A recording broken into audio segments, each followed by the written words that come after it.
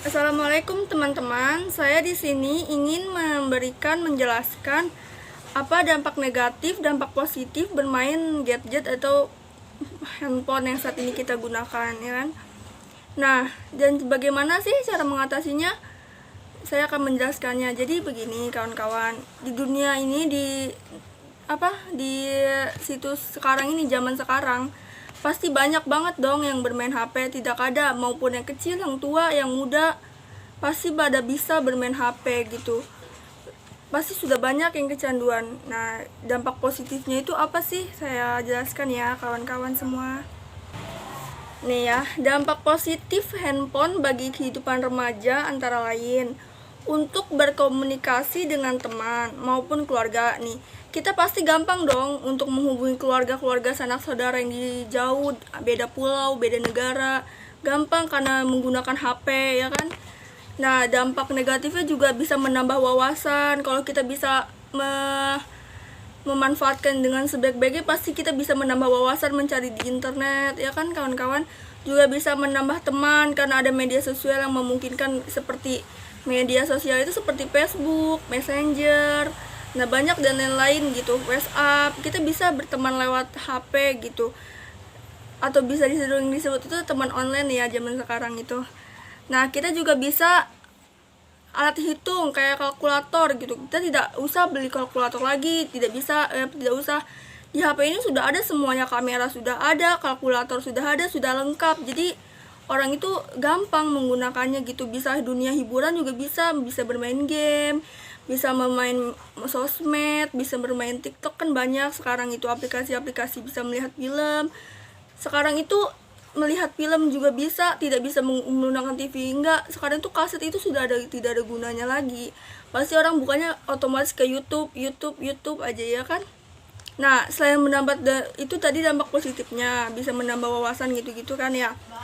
Nah, dampak negatifnya juga ada loh kawan-kawan, yaitu kita bisa mengganggu konsentrasi belajar jika berlebihan menggunakan HP.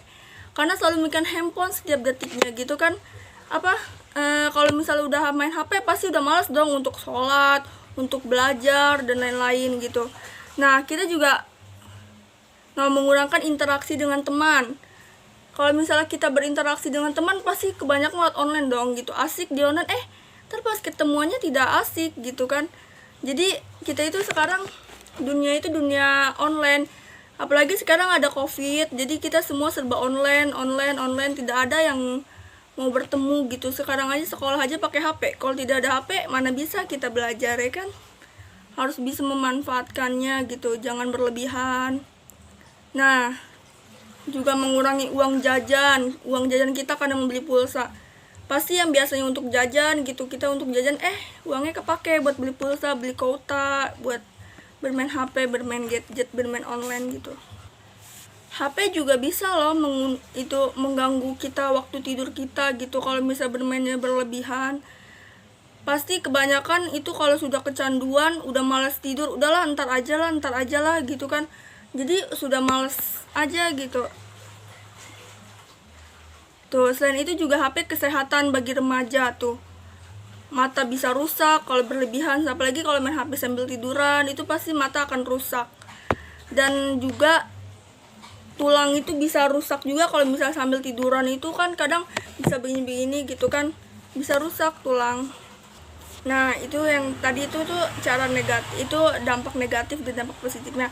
Nah, saya ingin menjelaskan cara mengatasi kecanduan HP itu apa gitu. Cara mengatasinya itu kita harus mengatur jadwal, agar mengatur jadwal ini waktunya main HP, waktunya belajar, waktunya sholat, waktunya makan, waktunya tidur. Jadi kita harus mengatur waktu, biar nggak semuanya itu waktu itu ke main HP aja gitu. Kita harus mengatur waktu-waktu kita. Nah, tadi itu yang pertama, mengatur waktu. Cara mengatasi yang kedua itu lakukan sesuatu yang berbeda. Maksudnya itu kita cari kesibukan lain gitu, nggak fokus ke HP aja gitu pikiran kita. Kayak hobi, misalnya hobi memasak, ya kita memasak. Hobi memancing, ya kita memancing. Jadi kita cari yang lain gitu, cari kesibukan yang kedua. Yang ketiga itu kita harus membuat pengingat untuk diri kita sendiri gitu. Misalnya alarm yang bisa mengingatkan berapa lama kamu sudah menghabiskan waktu bermain HP gitu. Ini akan membuatmu sadar untuk tidak mengaksesnya. Beruntung bahwa perkembangan Android iOS nanti akan memberikan fitur pengingat ini. Nah, jadi kita harus ada ngingetin diri kita sendiri gitu untuk tidak bermain HP. Nah, yang ketiga tadi kan udah. Sekarang yang keempat, kita itu harus memperbanyak sosialisasi dengan teman dan orang-orang terdekat.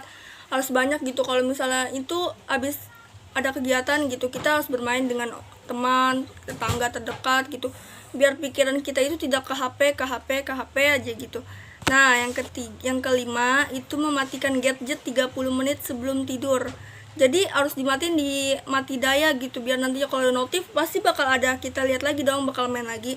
Jadi kita harus mematikannya agar kalau misalnya ada apa gitu, kita tidak berfokus ke situ aja gitu. Dan yang terakhir adalah menghapus beberapa aplikasi yang membuat kita kecanduan. Seperti bermain kecanduan game, kita harus hapus game itu biar kita tidak kecanduan gitu. Pasti kalau udah bermain game, pasti kebanyakan remaja itu sudah tidak ingat waktu gitu. Kalau udah menang sekali pasti akan keterusan aja gitu kan. Jadi kita harus mengatur waktu, harus menghapus aplikasinya gitu kan. Nah, itu saja dari saya tentang cara dampak negatif, dampak positif, dan cara mengatasi kecanduan gadget dari saya. Sekian dari saya. Wassalamualaikum warahmatullahi wabarakatuh.